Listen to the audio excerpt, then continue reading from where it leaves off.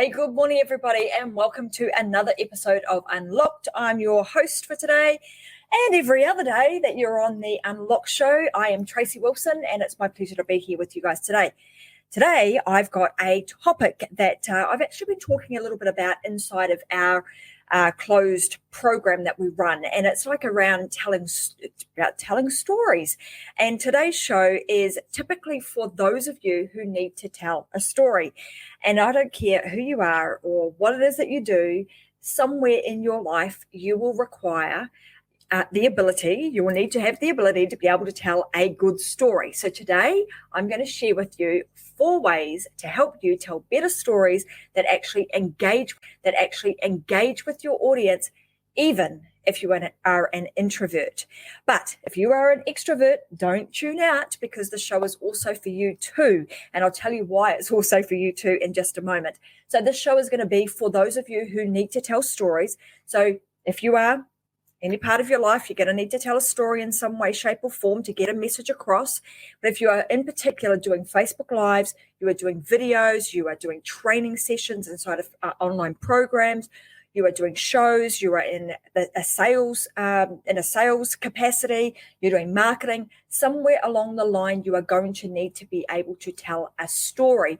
And there is a way in which you can do it really poorly and a way that you can do it really well. So let me tell you a story about my experience with storytelling.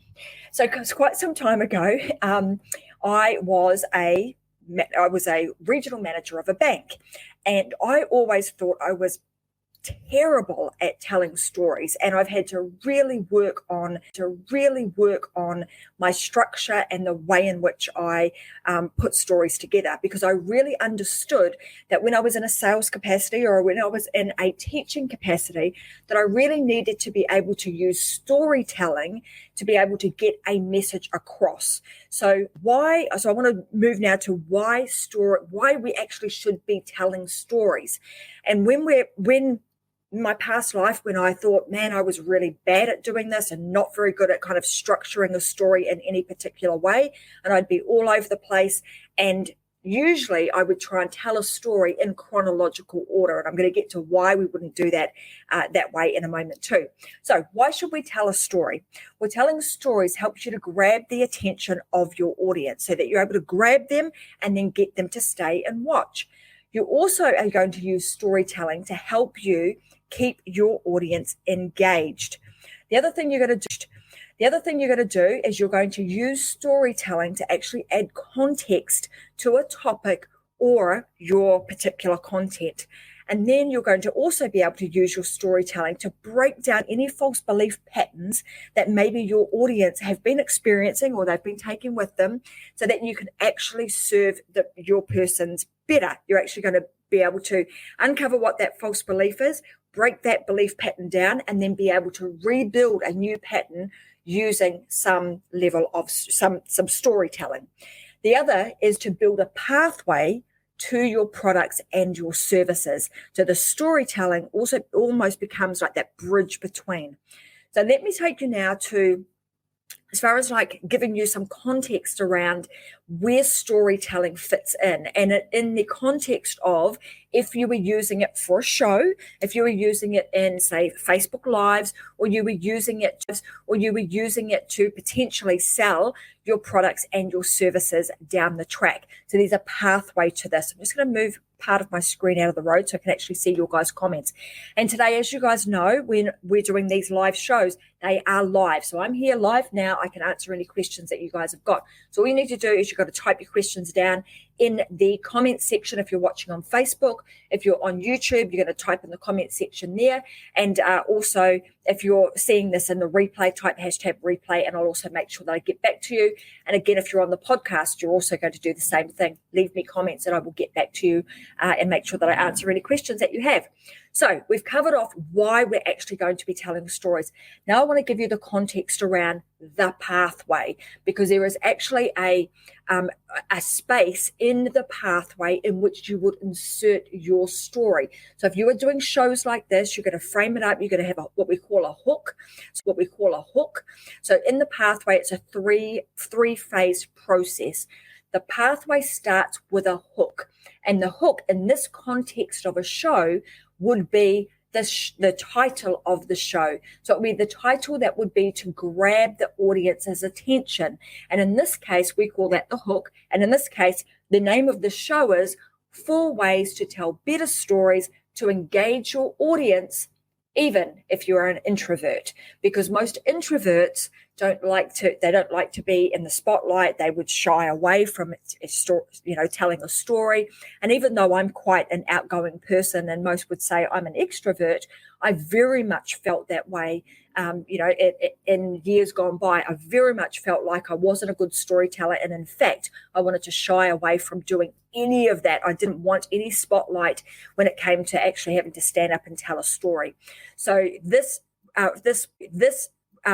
process that I'm going to talk you through, the 4 phases or 4 ways to tell better stories, has really helped me to tell better stories and give some structure and some purpose and some intention to what I'm actually doing. So back to the pathway. Pathway starts with a hook, 3 phases to it. The hook, and the hook is the thing that is going to grab your audience's attention. It helps them to stop the scroll. It should get them to stop the scroll. Okay, so what I mean by that is when you see this topic come up in your Facebook news feed, you want to stop and go, oh, that's me. I'm an introvert. I'm not really very good at telling stories. I wonder what these 4 ways that Tracy is going to talk about that will help me to actually tell better stories, because you understand that when you become a better storyteller, you're able to connect your message to your products, your services, and your offer better. Okay, so the first thing is the hook, getting them to stop the scroll. And that then starts to help you to build a foundation for your story to be told. All right. So the hook is the foundation for the story to be told. The next part of the pathway is actually the story. So once we've got the hook, we've done a bit of introduction, then we go into the actual story itself. So what is the story designed to do? The story is designed to grab your audience's attention, just like the hook, because now you want to pull them through the story itself, and you want to keep the audience engaged. You want to add context to your topic or to the piece of content that you're talking about. And like I said, you're going to be breaking down any false belief patterns that they have. So here's the thing. Lots of people would think that because they're an introvert, they're not going to be very good at telling a story. And that is not true. So if you go and do research on lots of different people who are introverts, they have a pattern and a process that they follow that helps them to tell a good story. And also people think that they have to tell the entire story, which is also untrue. So I'm going to give you a framework that is going to help you get to the crux of it and be able to tell your story really impactfully. And concisely. Okay, and the other reason is that you're wanting to build a pathway, obviously, to your products and services. So if you're doing a show or something like this, you're not always going to be selling your products and services. Our intention with this is to always lead with value. We're giving away a lot of really good, valuable information without any real, request for people to buy from you. It's just leading with value and giving the best that you possibly can with the intention of serving your audience. So the fundamental shift happens there. And then as people get to know, like, and trust you, then of course that pathway is going to be built. But your stories will help you to create that, almost like getting on an elevator at an airport. You either do the walking path or you jump on those travelators and you go really fast. That's essentially what you're doing when you're telling a story. Okay. Now, the last piece of the pathway, we've talked about the hook being the first part of the pathway, the story being kind of like the guts in the middle of the pathway, and then you've got your offer. So that's the third component, and that's the piece where you're, like I said, you're connecting your story with your product or service, which is going to be the thing that will solve the problem that your audience and your ideal customer is having.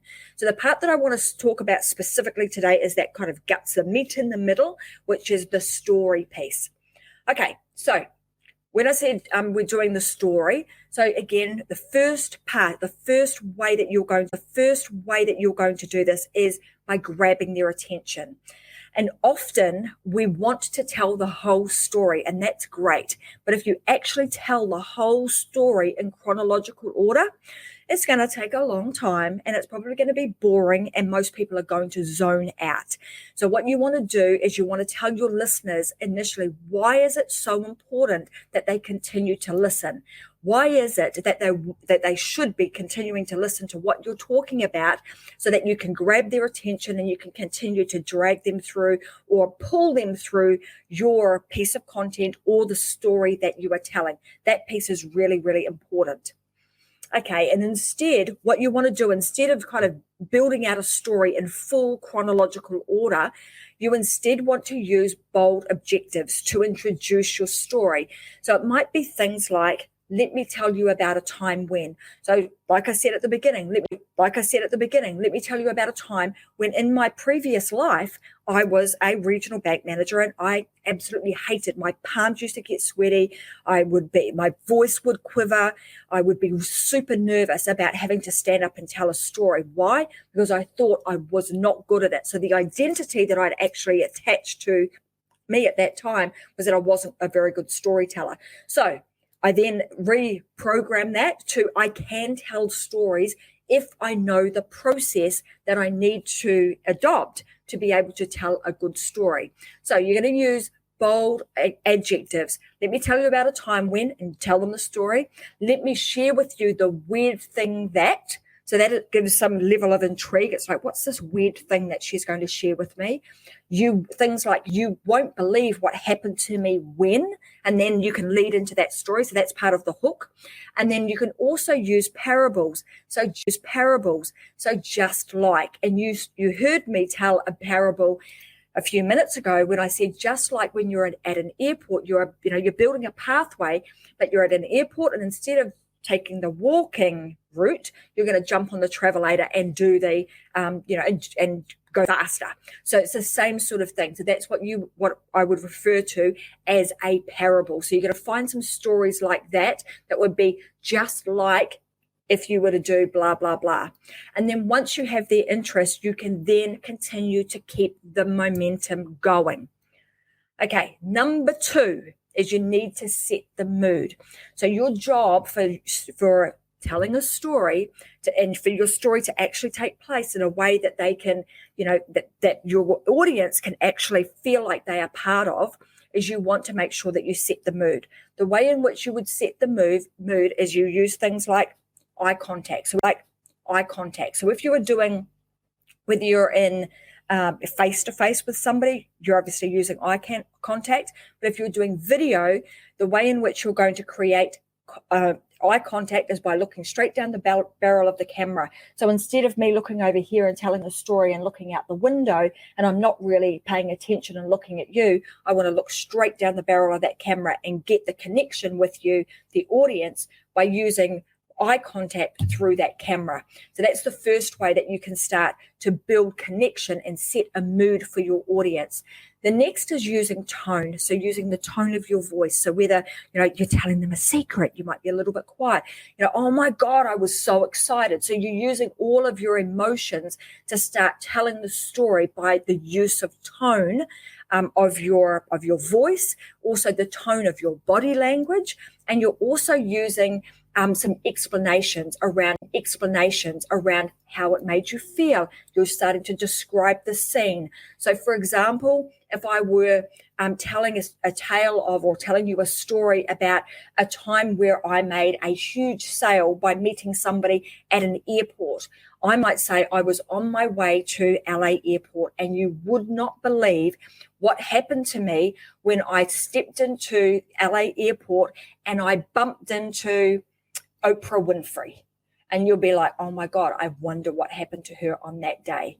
And then I could continue to tell some of that story about how I then shared with her my brand new book, The She Myth. She loved it. And she now wants to put me on, put us on her Oprah Winfrey show. So I'm just going to put that out there. Wow, I've put that into the universe now. You never know. Might end up on the Oprah Winfrey show with the She Myth book. But anyway, I'd be telling stories like that. I would also then want to use hand gestures. So you notice that even though I'm on video and I'm not, I'm not right in front of you on stage, I still use my hands and I use my body language to get a message across. So, for example, if I will, just like you would be if you were on a stage and you were wanting to get a message across to an audience, if you've got something really important to share. When you're on a stage, usually what you would do is you would go right smack bang, center stage, look out to that audience and deliver that message. That's like the power zone. The same applies even in video when you are telling the story. So when you get to your punchline, you are boom, this is center stage, looking straight down the barrel of that camera, delivering that particular message at that time. So you're going to use the tools that you have around you to help you to build the scene and set the mood and tell the story in a compelling way. The next is, like I said, using your hand gestures. And then also you want to use things like I mentioned, your parables, and you're also using your voice. So sometimes when you're trying to tell a story, you can be monotone and you're using the same tone of voice and articulation in your voice is exactly the same, even at the punchline. But what you want to do is you want to also make sure that you give your voice some emphasis and that you start to punch your voice through the camera so that, again, that message is coming through nice and loud and clear. And you want to do that even if you feel really uncomfortable to do so. And then the last thing is to use emotions. So using emotion. So if, for example, you were telling a really sad story, you would want to really embody that sad story and tell it in a way that has, your voice is sad and you wouldn't tell a sad story with, I'm upbeat and I'm all happy. So you want to make sure that you get the right level of emotion to go with the particular story that you are telling. Okay, number 3 is you want to create a sense of wonder. Okay, so a sense of wonder is going to give your audience an opportunity to imagine. So you want to take them on a journey with you. You want to build out, you've given them the hook, you're telling some of the story, and then you're also letting your audience imagine what would happen if they were actually part of that. So take them on the journey and let them actually insert themselves into that story too. So you're going to ask questions like, I did X, Y, Z, and guess what happened? And when you do that, all of a sudden that person has been inserted into your story and they are starting to imagine themselves in that. And the fourth thing is to be casual. Use everyday words. I want to ask you this question. Have you ever been confused when somebody is trying to tell a story and they're using jargon words? So they're using jargon and they just completely lose you. Well, I have, and I've been guilty of doing that too myself. So I bet you've really had a hard time trying to understand what that person was actually talking about. So it's really important that we use everyday words that are easy to understand and make your topic and the words that you are using relatable and relevant to your audience. So there you go, guys. Those are the 4 ways that you can tell better stories to engage your audience, even if you are an introvert. So I'm just going to recap them all. So number 1 is you want to use a hook to grab their attention. Number 2 is you want to set the mood. You want to explain what mood is actually going on. Number 3 is you want to create a sense of wonder. Number 4 is you want to be casual and you want to use everyday words. Being authentic and being relatable is really, really important in the storytelling process. So there you go. There's all 4 of them. I hope they're going to help you guys tell better stories and you'll be able to jump on and share your messages with more of the world because now you have a framework to do so. So that being said, guys, I'm going to say thank you very much for watching the Unlock Show today. I'm Tracy Wilson. I'll be back again on Wednesday, which is Australian Brisbane time, 10 a.m. Next Wednesday, I'll be on again with another guest on the Unlock Show, and then you'll see me again on Friday. So have a fantastic weekend, and I'll see you guys again next week. Bye for now.